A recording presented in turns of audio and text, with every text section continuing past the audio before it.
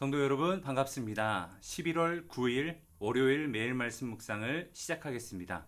함께 기찬 찬양집 459장 찬양 드리겠습니다.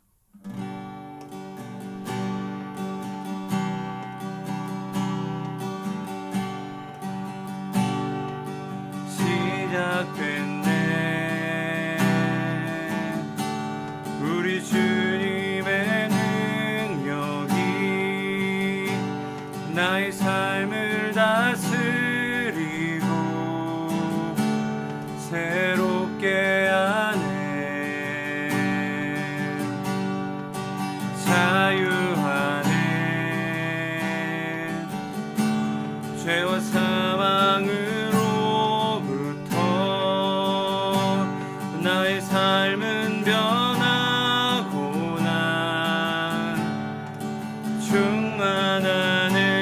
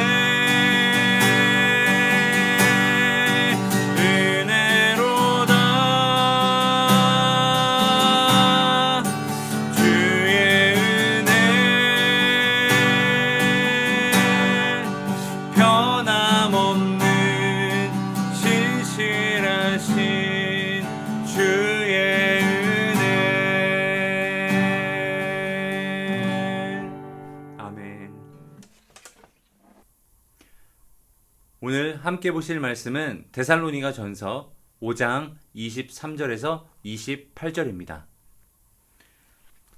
평강의 하나님이 친히 너희를 온전히 거룩하게 하시고 또 너희의 온 영과 혼과 몸이 우리 주 예수 그리스도께서 강림하실 때에 흠없게 보존되기를 원하노라.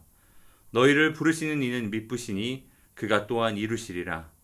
형제들아 우리를 위하여 기도하라. 거룩하게 입맞춤으로 모든 형제에게 문안하라. 내가 주를 힘입어 너희에게 명하노니 너희 모든 형제에게 이 편지를 읽어주라.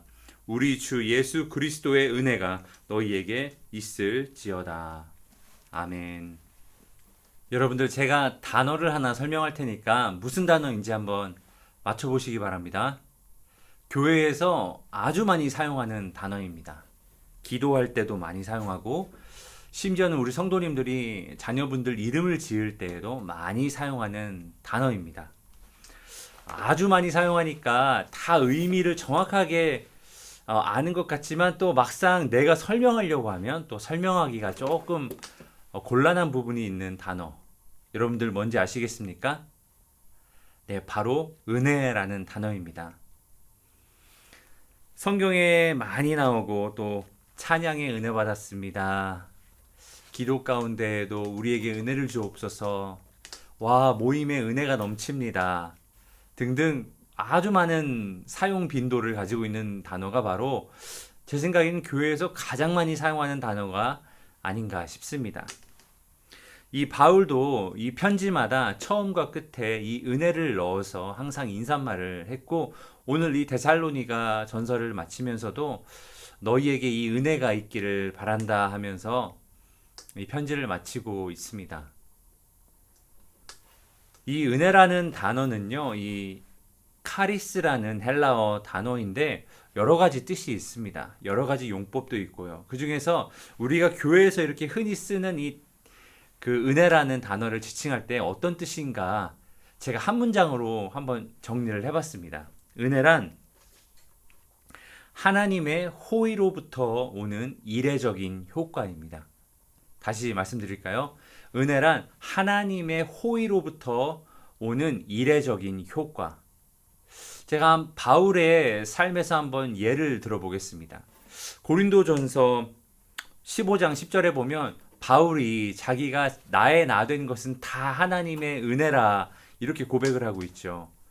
그 어떤 은혜를 받았다는 것인가? 어떤 하나님으로부터 하나님의 호의로부터 내려오는 이례적인 효과를 받았는가?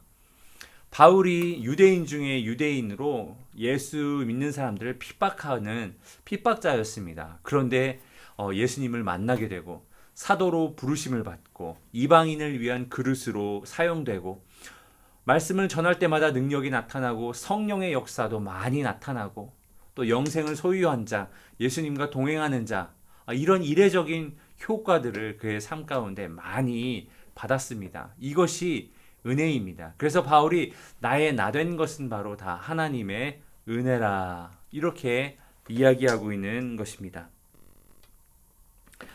여러분들의 삶에도 이 하나님의 호의로부터 오는 이례적인 효과들이 아주 넘치시기를 바랍니다.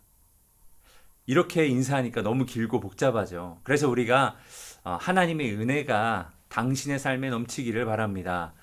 이렇게 인사하는 것입니다.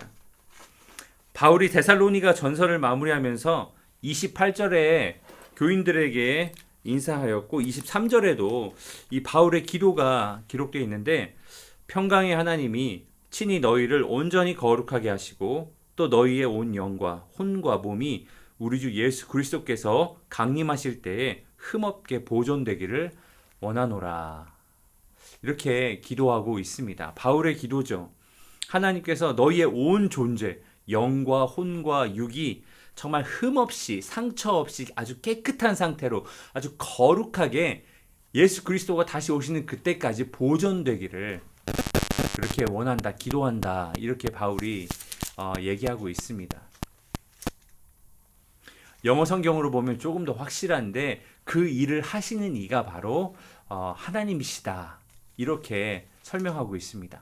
우리가 그 보호를 보존을 받는 자들이고요. 누군가에게 이 보호를 받는다는 것은 큰 은혜를 입는 것이죠. 저와 여러분이 이렇게 아이였을 때 우리 부모님으로부터 보호를 받고 케어를 받고 큰 은혜를 입었습니다.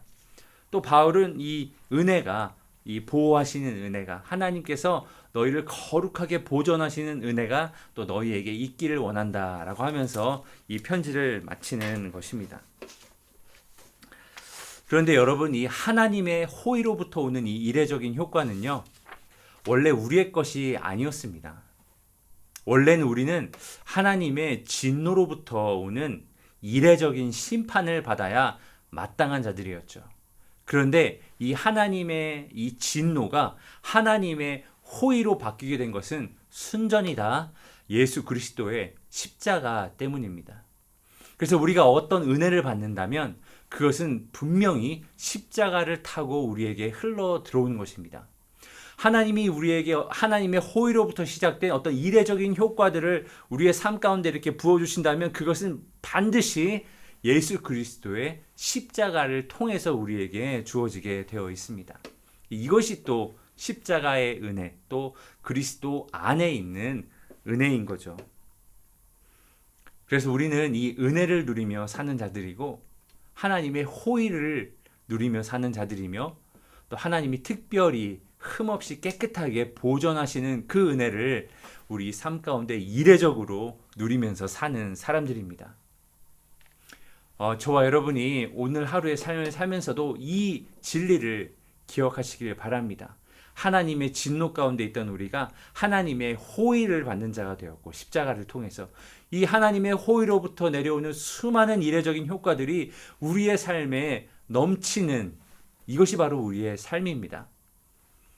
이 이례적인 효과들이 비록 우리가 기대하는 모양으로 오지 않을 수도 있지만 하나님께서는 그 모든 것을 연합하여서 우리가 흠없이 거룩하게 주님 앞에 서는 그날까지 우리를 이끌고 가시는 기이 은혜가 우리에게 있다는 사실을 기억하시고 하나님께 열심으로 매달리고 의지하는 저와 여러분 되기를 예수님의 이름으로 축복합니다.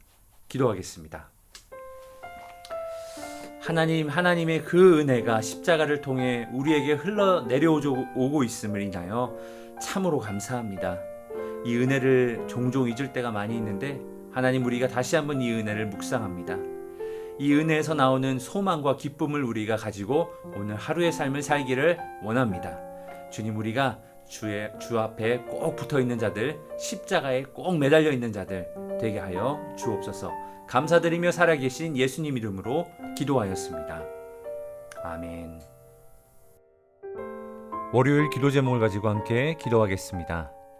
첫 번째로 코로나 바이러스 방역과 종식을 위하여서 성도들을 질병으로부터 보호하시고 성도들의 사업과 직장을 지켜주시도록, 또한 방역당국의 지혜를 주시어 최선의 방역이 이루어질 수 있도록 기도해 주시기 바랍니다.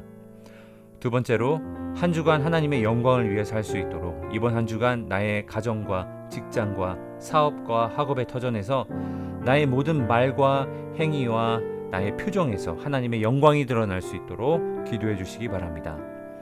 마지막으로 선교사님들을 위해 기도할 때 태국을 섬기시는 전은주 선교사님, 비국을 섬기시는 김수길 선교사님, 브라질을 섬기시는 김창현 선교사님을 위해서 함께 중보하며 기도하겠습니다. 기도하시겠습니다.